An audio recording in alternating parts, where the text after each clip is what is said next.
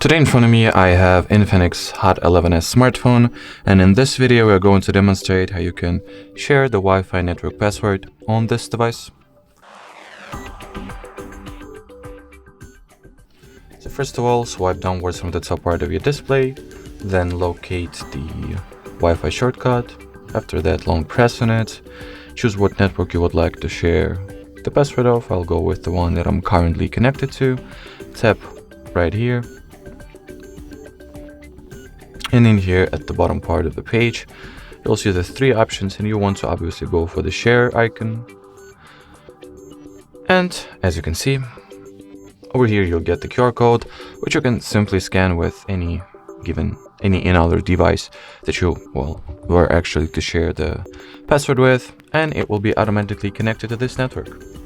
Alrighty, so that will be it for this video. Thank you so much for watching, and bye bye.